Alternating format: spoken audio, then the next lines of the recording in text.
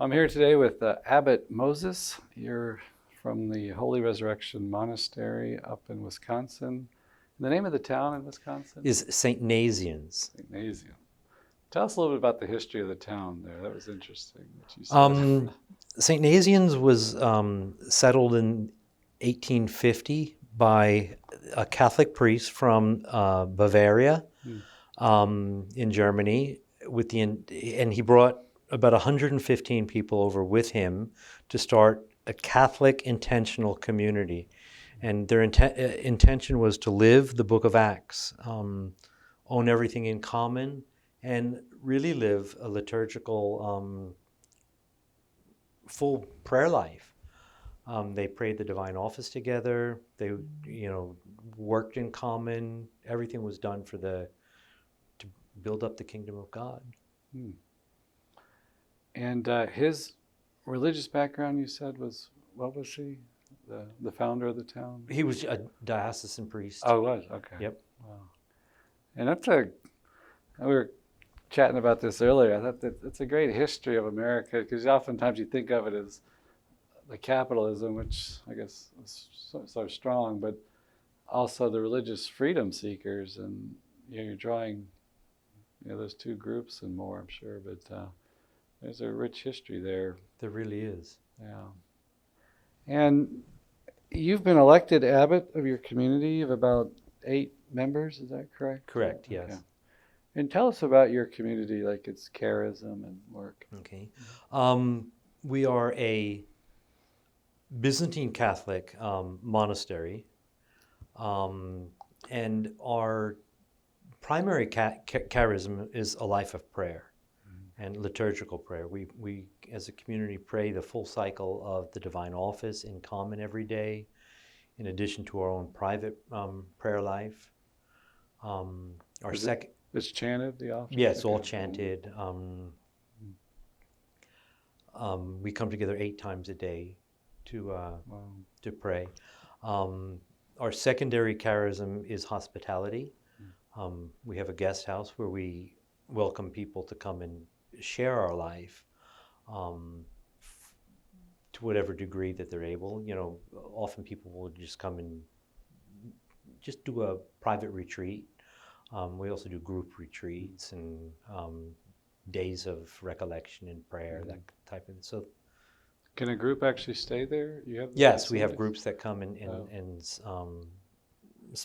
come for a few days, or we often have like bigger parish groups will come for the day, share the divine liturgy with us, share a meal with us.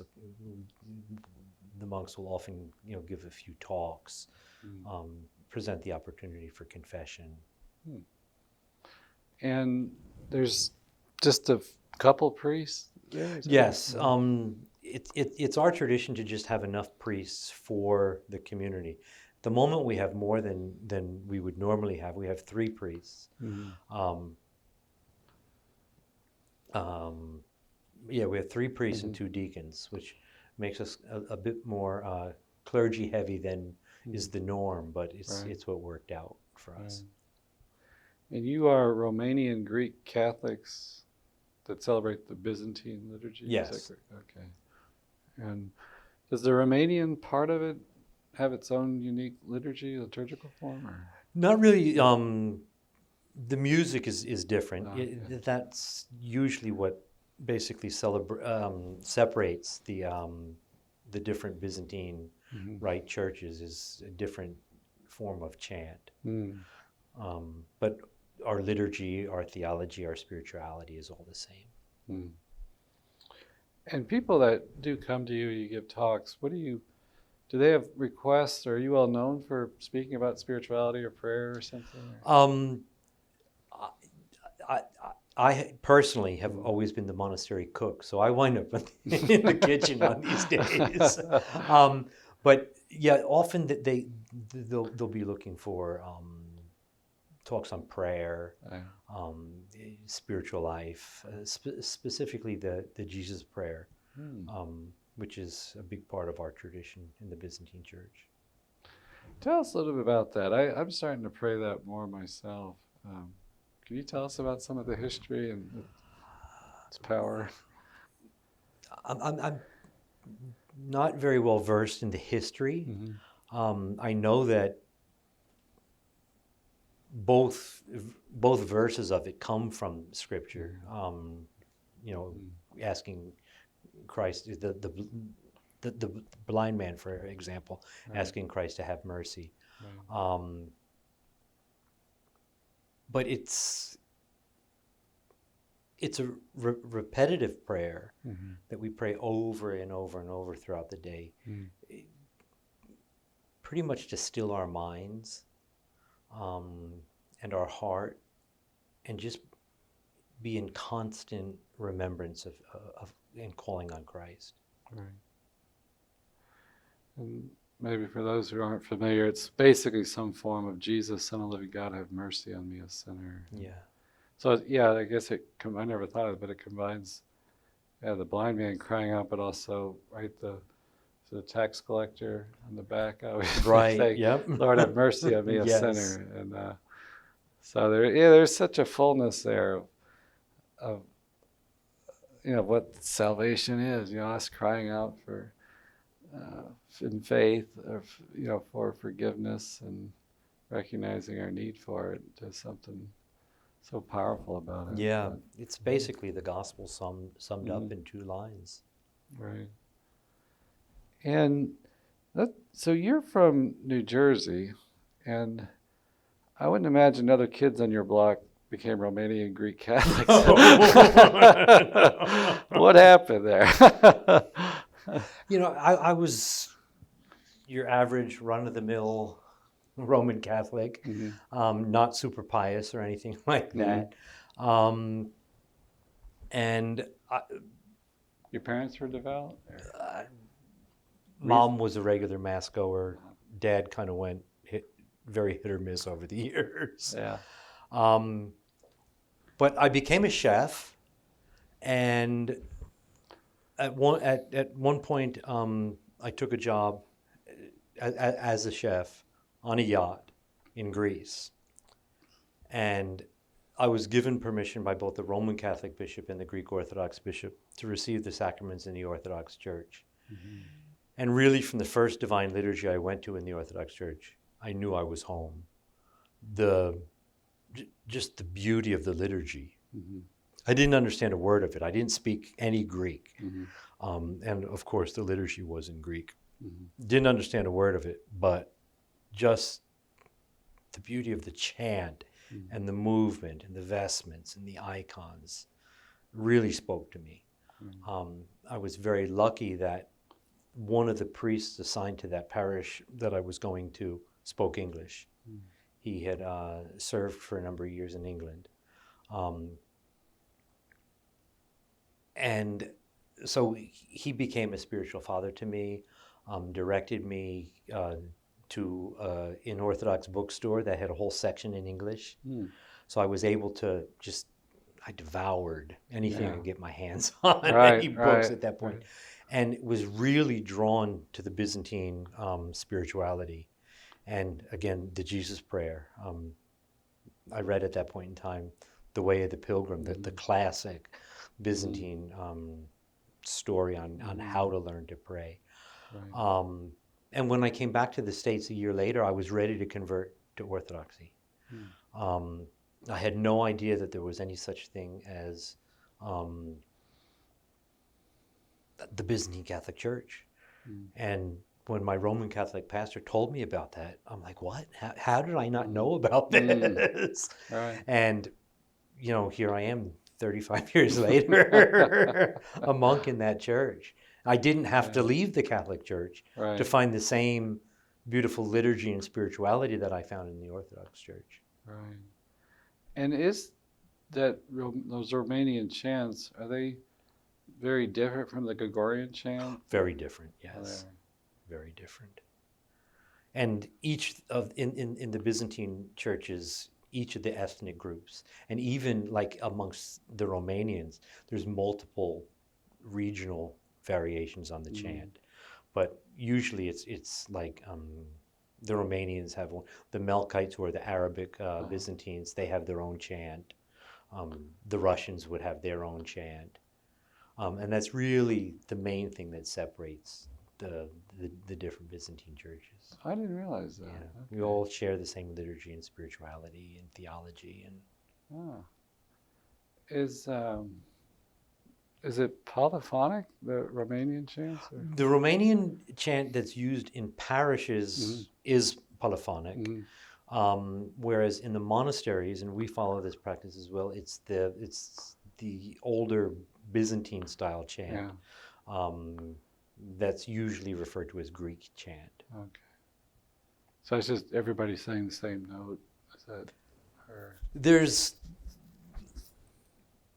again variations.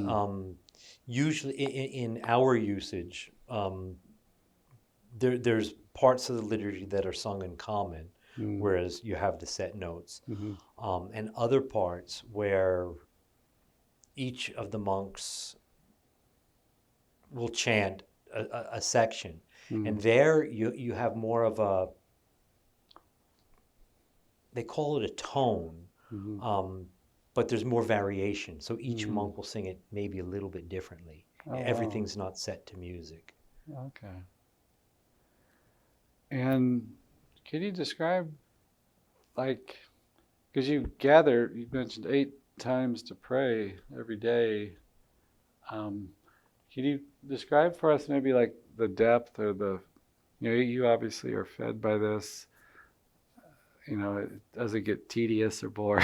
I think it does for everyone at certain times. Yeah. But the Byzantine Divine Office, it changes daily, and it's full of theology, history, spirituality. In the hymns and the prayers that change on a daily basis. I'm often asked when I'm away from the monastery, how do I pray my office? Well, monks in the East are not obligated or encouraged to even pray the office while we're out of the monastery, because I'd have to carry a library with me to pray. Even just matins, you need about 6 books. There's not an app for it. No, there's starting to be some right. but our tradition is to pray the Jesus Prayer when we're away from the monastery. So, is there like a number of times? That sounds Latin. There are some traditions that do. Yes, we'll set a certain number of times. The tradition that we follow is, Vespers usually lasts about 45 minutes. So we'll sit down and pray the Jesus Prayer for 45 minutes. And do that for each of the services, or as many of the services we can while we're away. Well, maybe tell us a little bit more about that effect on you. To say, I know in our very distracted world, it's hard.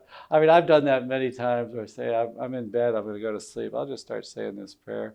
I might hit like 6, 7, 8. It's like my mind's somewhere else. Yes. But it's like, how... I think that's common. I think that happens to everyone. And the important thing is when you realize, my mind is just come back to it. And I think the more you do that, the easier it becomes. Yeah. So maybe it develops that muscle of focus. Exactly. Yeah. That must bleed over into other parts of your life to be able to focus and things.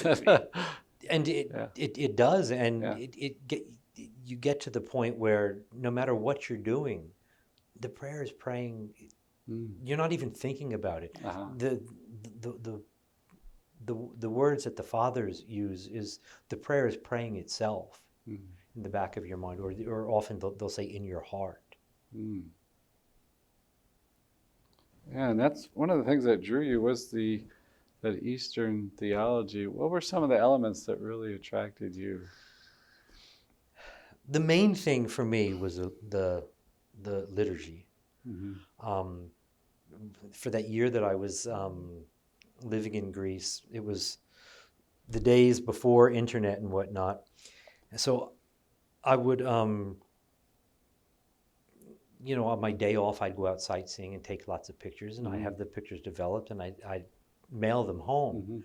It got to the point, my mother called me one day, she says, if you send me one more picture of a Byzantine monastery, I'm going to go nuts. She says, isn't there anything else in Greece? I said, well, that's what I want to see. And just visiting and experiencing the liturgy in these different places and whatnot, I think is what really drew me. I found it really moving to me. In the Eastern churches, we give the Eucharist to kids right from baptism on, and I found that very moving for some reason. And just often in the Greek church, it's only the children who receive communion. You don't see a large movement of adults, and I just found it very beautiful that here's these kids really. The ones without sin, and they're at the chalice every week. Right. And that was very moving for me. And you think just the image of feeding it's like it makes it very concrete, like the parents have that duty to form and, the kids with, morality, raise them in the faith, teach them the faith, and at the Eucharist, you're feeding them very concretely. Exactly, exactly. That is beautiful. Yeah, I remember we had a professor in seminary. That was his opinion that we should have kept the sacrament, like confirmation, Eucharist, all together, because I remember he would stress the point about, I think it's the Catechism. It talks about how the sacraments make the church. Exactly. It's like you have to approach them with faith, but it's like, I guess in terms of a child that young, it's based on the faith of the parents, they're approaching, but it seems like it brings that point home that these sacraments have a real effect on us and changing us, incorporating us into the body of Christ. So exactly. That's beautiful. I know I love some of the Russian chants. I stumbled across Rachmaninoff's Vespers and stuff. Oh, beautiful, yeah. Yeah.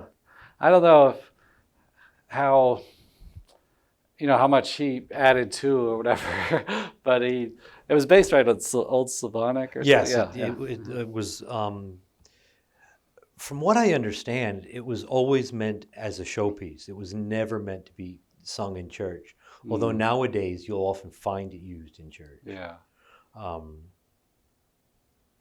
I saw it. It was used in some movie.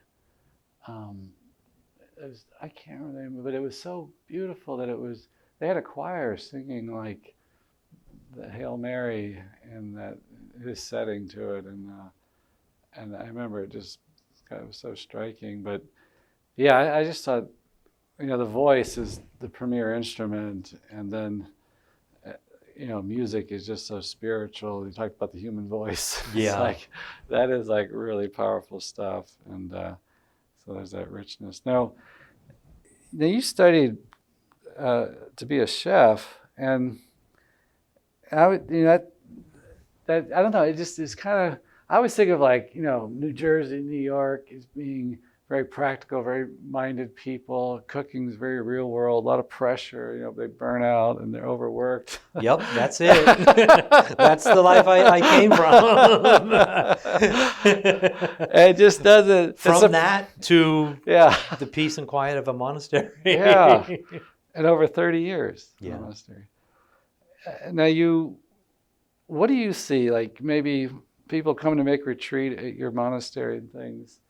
And whatever, I don't know what degree of interaction you have with the world, but what do you see, like, what the world needs from this? Or what can the average Catholic learn from your experience? I think it's important for the average Catholic to take that step away from the world every once in a while and just rejuvenate their own soul, their own prayer life. Right. And I think that's one of the biggest things that Holy Resurrection Monastery has to offer. When Father Nicholas, our former abbot, and Father Maximus and myself were the three founders of the monastery, we decided to take that path. We wanted to be a people's monastery. We wanted to be open to the public because we felt that Byzantine monasticism and liturgy and whatnot had something to offer to your average Catholic. One of the secondary charisms of our monastery is to show Roman Catholics that we can be fully Byzantine yet fully Catholic, and to show the Orthodox that yes, we can be fully Orthodox with our liturgy and our spirituality and our theology, and yet be in communion with Rome. And that's really been a big part of who we are, and I think why people come to us. Yeah. Even when before we moved to Wisconsin, we were in the middle of the Mojave Desert. People would come from all over the world to visit us. And even more so now that we have more accommodations and more centrally located. You were in California? We started out in a little town in the Mojave Desert called Newberry Springs. And we wound up there because the conventual Franciscans had a property there that they wanted to get rid of. And they gave it to us when we were getting started. So that's why we wound up there. But it was not a good place for us to grow. Yeah. It was like the 130-degree Exactly. weather. Most of the year it was over 115. If it wasn't hot, then we had 70 or 80 mile an hour winds and sand everywhere. So, and because we sat on the top of a fault line, there were constant tremors. So the windows didn't close properly, the doors didn't. So the wind would blow and everything would be covered with sand. It was it was miserable. How did the Franciscans? Why did they come there? They had a high school a couple hours away, and the principal of the high school had this vision of starting an artist colony out in the desert. And at one, he had built it but no one else in the province had any interest in it. And the province split, and he was called back to Chicago. So at that point, it was, they had no use for it. Right. So how did, water was always short, was the shortage of water? We were constantly redigging our well. Oh, you had a well, though. Yeah. Oh, wow. So, I guess we've kind of jumped over that part of your own personal story. You were drawn to the Byzantine rite and things. And did you join another community at first? Or? When I came back from Greece, I opened my own catering business and ran that for about 5 years. I did very well with that. But the idea of monasticism kept coming back, and I couldn't get away from it. At the time, there was for Byzantine Catholic monasticism, there was only one other monastery in the English-speaking world, and that was in Northern California. And I went there with the intention of joining. Unfortunately, at the time that I went there, their abbot had Alzheimer's, and the community didn't want to admit that he had Alzheimer's. Yeah. And it was just a very bad time for the community. Right. So I lasted a year and left. But while I was there, I met Father Nicholas, our former abbot, and Father Maximus, who had come from Australia. Their intention was to get formation there and go back to Australia and start a Byzantine monastery. Again, neither of them lasted the time to get the formation, but and they decided to stay in America because there was more opportunity in the Byzantine Catholic world. The church in Australia at that point in time was still much more ethnic, and there was no praying in English. So if it was either Arabic or Ukrainian, and they didn't want, so they stayed in America, and the three of us kept in touch, and we decided, let's see if we can get a bishop who would be willing to back us to start our own monastery. And long story short, that's what happened. So the three of us have been together now for almost 30 years. Wow. But yeah, we went through the process of founding the monastery and getting formation as much as we could, and bits here and bits there. Thanks be to God, the Franciscans took care of us with giving us a property to get founded. But because the project was, it came out, St. John Paul II's encyclical Orientale Lumen came out at the same time that we were getting founded. So there was a lot of interest in the Eastern Church at that point in time. So we had a following worldwide. We had men come and try their vocation from all over the world with us. Really? Other Australians, a guy from Taiwan, the Philippines. Most of them didn't last, but that's hard to bring those cultures. Exactly. I to never bring them into appreciated America. But did you say there's the chance you're praying them in Romanian? No, we pray in English. Okay. We use a little bit of Arabic here and there, a little bit of Greek, a little bit of Romanian. Okay. But yeah, just kind of for flavor. But no, we pray in English. And it's hard to found a new monastery, especially if you're starting from ground zero. What are some lessons you've learned in that? You don't have to be specifics, but just maybe general principles of. For me, the biggest was learning patience. Nothing happens quickly in the church. And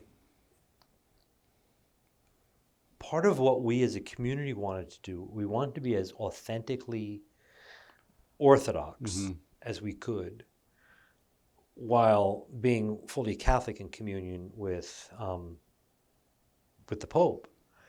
And when you say Orthodox as you can, you mean taking traditions from the Orthodox branch? Yes, because the Orthodox are historically part of the Catholic Church. There was a split, and there's still debate now. Are they Catholic? Right. Is the schism within the church, or have they left the church? At the moment, it looks like the idea of the schism within the church is because we recognize all of their sacraments and their apostolic succession and all of that. So you really can't have that outside the church. Yes, we want to be fully. The big thing for us was we want to be fully liturgically Orthodox, and the Greek Catholic churches at that point in time, in the early 90s, were still very Latinized. In order to prove that they were Catholic, they often took on Roman Catholic devotions, and just a different mindset. And we wanted to recapture, and we wanted to move very fast with that, but the church wasn't quite ready, so it took a long time for us to be able to fully implement that. And I think that learning patience for me was what came out of that. And what was some sources that really helped you to be formed and to learn that tradition? What we did was we modeled ourselves after an Orthodox monasteries of our size in America, praying in English. And what we did was, we would visit these monasteries and become friends with them and learn from them.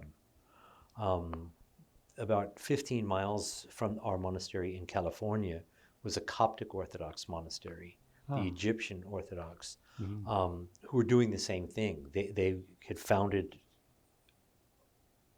from a very rich monastic tradition in Egypt. They were trying to start a monastery in America for their American-born.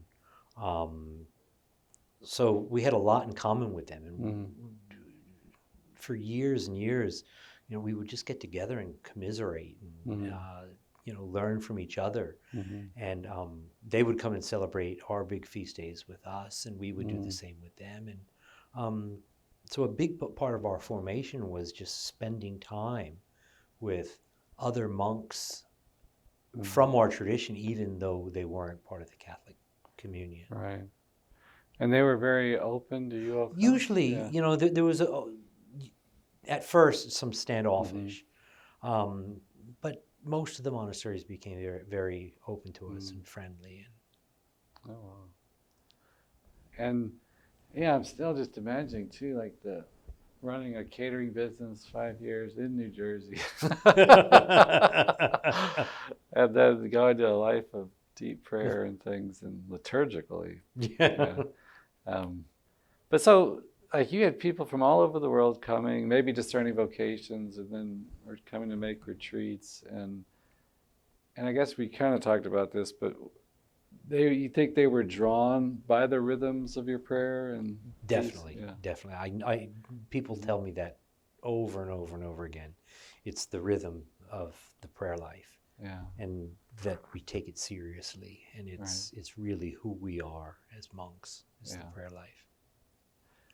We were, for a while there, for a number of years, I don't know, 5 years or something, we were making our community retreat up with the Benedictines in Cullman. And they have a beautiful church made of these great big blocks of sandstone, and I find it very beautiful. It just seems very monastic. And we joined them sometimes for their Vespers and things, and there was such a stability to it. It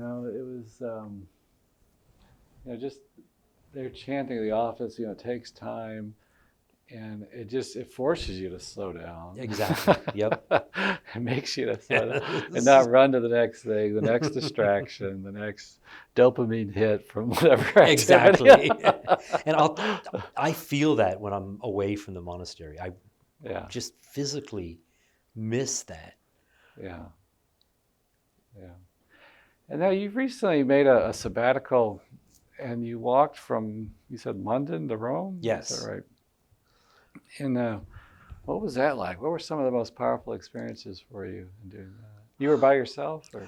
I started out with a friend with the intention of walking the whole way, and he had some personal things that he needed to deal with that came up about 2 weeks into the pilgrimage, so he left. So I spent the next couple of weeks by myself until I met this young couple from the UK.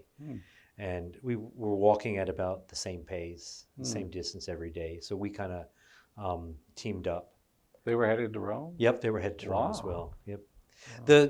The route that I was on is called the Via Francigena, and it's been a pilgrimage route since the 900s. It officially starts in Canterbury, but I wanted to see a bit more of the countryside and the cathedrals in England, so I started in London.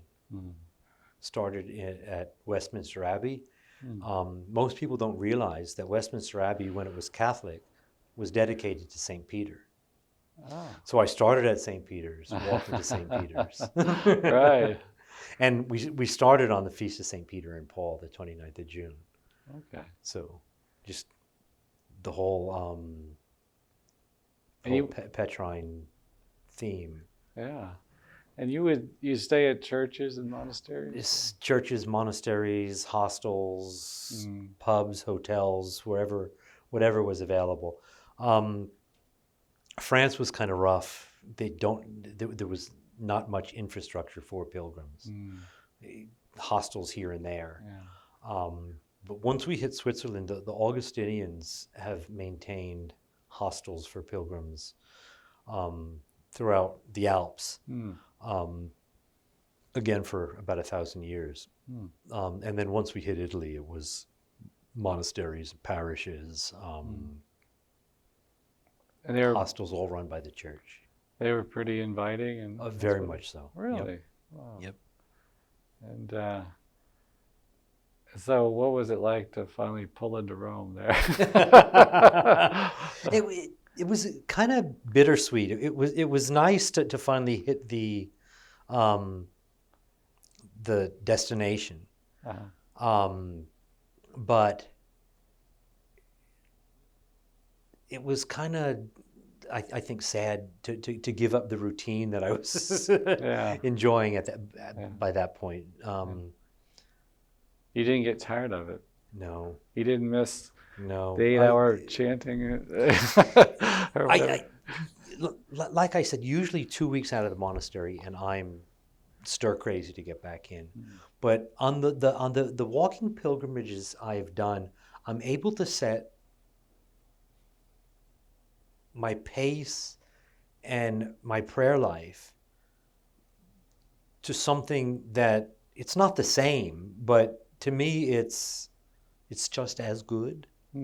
Having 8 hours of undistracted walking to be able to pray the Jesus prayer, it's different than being at home with the cycle of services.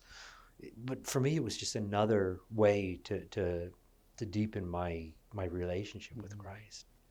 And it's worked very well for me on the 3 pilgrimages I've done so far. Like the couple you were with, you talked to them a lot, or was it? They walked at a bit quicker than I did. So we would start out in the morning together. We'd have breakfast. We'd start out, and we might walk together for half an hour, and they would move on. So we would usually stop and have lunch together, and then the same thing in the afternoon. So I had most of the day by myself. So it was a nice balance of having, camaraderie, as well as having the time for the deep contemplation and prayer. Yeah. Just in general, so you've made 3 or 4 pilgrimages? 3 so far. 3 or 4. There's one last one I hope to do, God willing, when I retire. Canon law requires an abbot to step down at the age of 75. Okay. So I would like to, if I'm still healthy enough and whatnot, I would like to walk from Portugal to Jerusalem, hitting Santiago de Compostela along the way, and hitting Rome, which were the 3 medieval pilgrimage destinations: Santiago, Rome, and Jerusalem. So I would like. I've walked to both Rome and Santiago already. So I'd like to walk to Jerusalem, hitting the other 2 along the way. Would you have to go through Syria? Yes. So people walking that pilgrimage route at the moment are either taking a boat around or flying over. Okay. But I've got 17 years, so I'm hoping things in Syria are in much better shape by then. Right. And maybe what would you say to someone listening to this about making a pilgrimage? What are the effects for you, or just in general, like effects of why has this had such a great tradition, in Christianity to do this walking pilgrimage? For me, it's all about the prayer and the camaraderie. The not so much on the route to Rome. There were very few pilgrims, but especially on the Camino in Spain, just meeting people from all over the world, walking to the same place, not always for the same reason, but being touched by God in different ways. Even, I walked on that on and off with a guy who was deeply wounded by the church in Ireland, and he would not step foot in a church. He would not, but he was walking the Camino.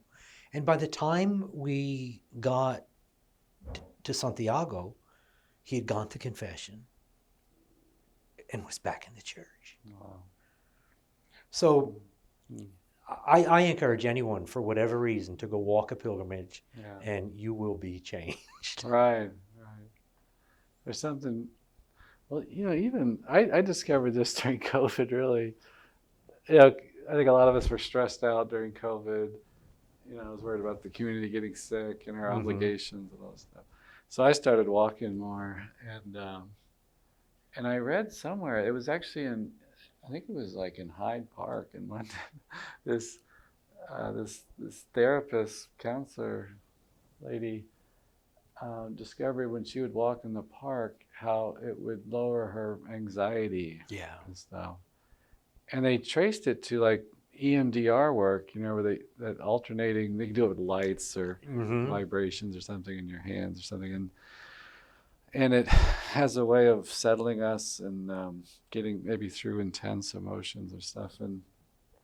But so I guess in walking naturally does that. You're doing left, right. So Exactly. it stimulates both sides here, both hemispheres, and it's got this real psychological brain effect or whatever. But so I would imagine, that God uses that in a powerful way to get us out of the world, maybe, or the hectic pace, or the trauma in that guy's case, And what's nice, we're located in Wisconsin, is we're right along this new pilgrimage route that's started up here in America called the Wisconsin Way, and we're able to host pilgrims, and that pilgrimage route walks between, there's 3 big Marian shrines in Wisconsin, and it hits the 3 of them. And our monastery's patron is Our Lady Searcher for the Lost. So our chapel is not near as big or well known as the other 3, but it's become, according to pilgrims who have walked the route, one of the highlights of their pilgrimage. Yeah. So. And it strikes me like your spirituality is like very much in the present moment. Is that true? Like the Jesus prayer, I would think, in walking has a way of like getting us very much in the present. Exactly. Yeah. Exactly. And I think that is Mother Angelica talked about the present moment a lot. It was a big part of her. But I think too is as the culture gets more hectic, and you even see like this secular kind of push for meditation, to kind of center ourselves or just get into reality, I think we got so many screens going, live in such a virtual world and so many distractions, we're just not in the present moment, right? Exactly. So. And this it's a way to bring us into the present. Yeah. Well, Abbot Moses, thank you so much for chatting with us. Well, thank you for having me. It's been a pleasure.